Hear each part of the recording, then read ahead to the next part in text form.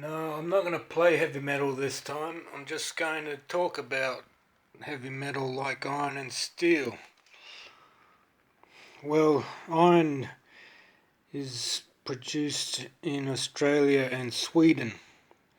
Australia has large mines at Broken Hill, Mount Isa, and Paraburdoo, to name a few. The Broken Hill Proprietary is the major steel company of Australia and has large iron and steel works at the ports of Newcastle and Wollongong. Works at Port Pirie of South Australia also export, and Dampier of Western Australia ships iron railed from Paraburdoo or Meekatharra. A visit to these Western Australian mines puts yourself into an almost extraterrestrial landscape, with stark arid ranges looming above massive canyon roadways. The vehicles that arise from these pits are monolithic ore haulers that are several stories high on wheels twice the height of a man. They surge forward between canyon walls seemingly with a futuristic roboticness, as the driver's cabin is barely noticeable on the massive structure. Another iron producer, Sweden, has ore found in a different composition to other countries. 8,000 square kilometres are littered with iron boulders of high-grade ore content. A hydroelectric dam at Porjus collects snow melt from the bordering ranges to power mines and ironworks. Sweden's export problems are not so much being landlocked as being ice-locked.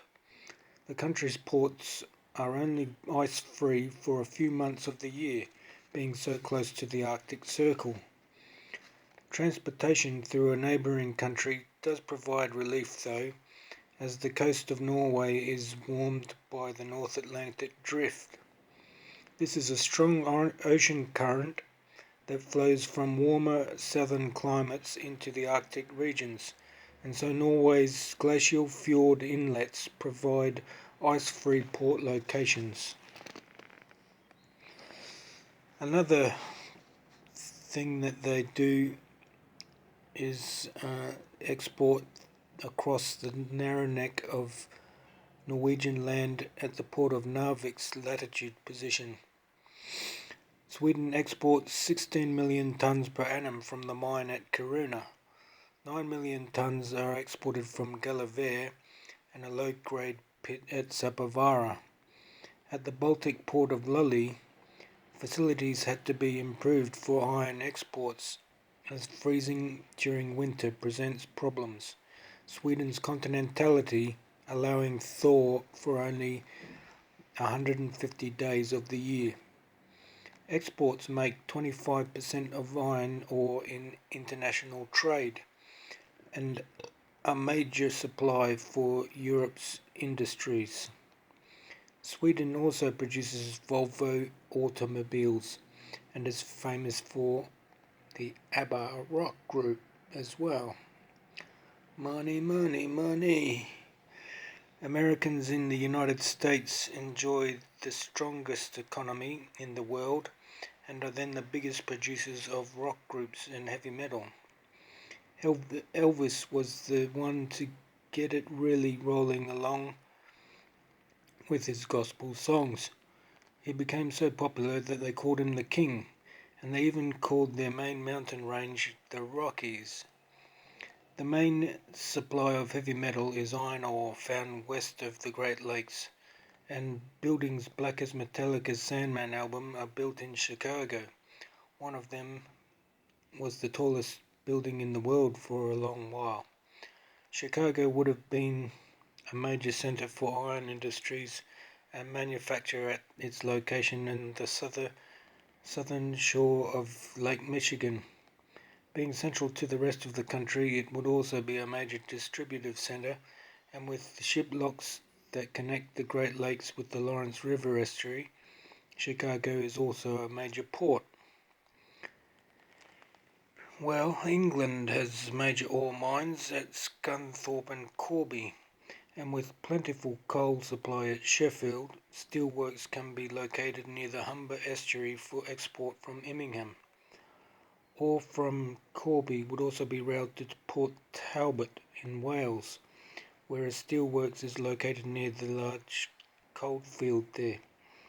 British rocks must really roll along, because their major rock group was called the Rolling Stones. Geology will be discussed in more detail later though, and it would be a hard day's night rocking with the Beatles. As a former member of the Commonwealth, India would have benefited from British technologies also producing iron. Iron and steel works at Calcutta are supplied with electricity from the Indus River Valley regime. The river is supplied with a huge volume of water sourced from the Himalayan snowmelt in dry seasons and tropical monsoon rains in the wet seasons. Dams then supply irrigation as well as power for Indian industries. Iron ores in the form of iron oxide or rust are found in bulk quantities. The localities holding them underground are often coloured with the reddish tinge of rust on the ground surface materials. Various methods are used in mining with different kinds of equipment. Mine shafts are cut out using pneumatic drills or chisels.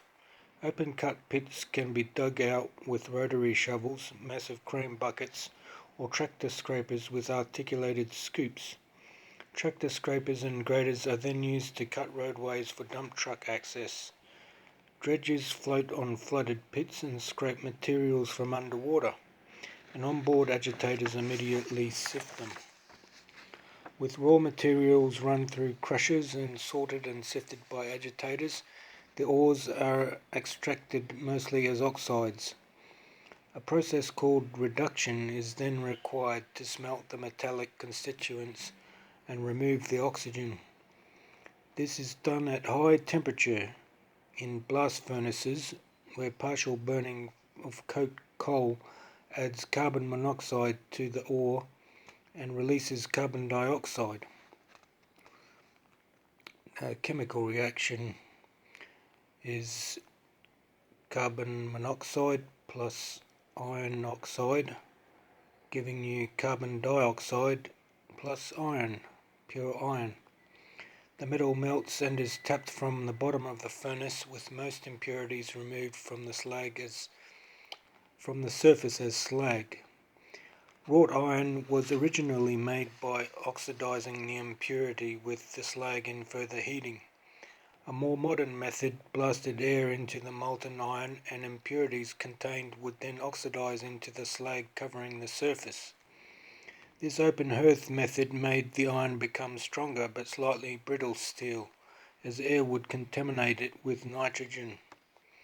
Better methods have been applied with the use of crucibles that can have pure oxygen blown onto the molten surface, some of them rotating horizontally to ensure mixing. The open hearths can use pure oxygen these days, but are much slower than electric-powered crucibles. Coil windings induce eddy currents for the molten metal, or even use a transformer principle for heating. Various hardnesses of steel can be obtained from a soft and ductile ferrite steel to a hard and brittle martensite steel. Tempering, annealing and normalizing are reheating processes that toughen hard steels and reduce brittleness. As annealing requires a great amount of heat at great expense, normalizing is then reverted to when softness isn't so critical. This process leaves heated metal to cool in air rather than to gradually reduce the temperature in a controlled atmosphere. Tempering merely reduces stresses formed in hard steels by heating to 700 degrees centigrade at maximum, rather than completely recrystallize the material. Different types of steel can be produced by using different heating and cooling temperatures attained at various rates. Ferrite has a tensile strength of 280 meganewton meters squared and cannot hold more than 0.06 to 0.04% carbon. Austenite is steels formed after heating above 908 degrees centigrade. Austenite can be decomposed during cooling to form a layered effect of carbide and ferrite called pearlite. If cooled extremely quickly, austenite cannot decompose into pearlite, and the ferrite content becomes strained and distorted by trapped carbon. The resulting steel is called martensite and will be harder than its already brittle state if more carbon content is included. Bayanite, with a finer distribution of carbon crystals than martensite, is formed by rapid quench cooling to a certain temperature and then steadily controlled cooling to transformation completion. When cooled slowly, austenite will either form a layered lamellae pearlite if it contains less than 0.87% carbon, or a pearlite with cementite iron carbide needles, or boundary working when more than 0.87% carbon has been used. The first steel mentioned is called a hypoeutectoid steel, having less carbon than can be held at 723 degrees centigrade, and the second, with more carbon than that, is called a hypoeutectoid steel. The excess carbon of the cementite makes the steel brittle with heat treatment then required before use. Pearlite has a tensile strength of 700 to 1300 meganewton meters squared, depending on cooling rates. Quick cooling forms a fine-grained pearlite, while slow cooling results with coarse-grained pearlite with less grain boundary strength. Components made from steel, such as shafts and gears, usually require a very hard surface but still need ductility. This can be obtained by heating in wood or charcoal and barium carbonate packing, or within hydrocarbon or methane gas, and carbon is then introduced to the surface this way. Cyaniding is a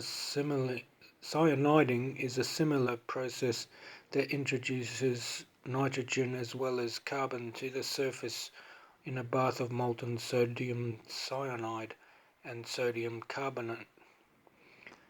Nitriding introduces nitrogen only in a gas chamber of ammonium, while nitriding is only suitable for low alloy steels. It requires much less heating and no heat treatment. Flame hardening simply uses a flame or else a high frequency induction coil to heat the surface, which is then quenched to a martensite. This can only be done with steels containing less than 0.35% carbon.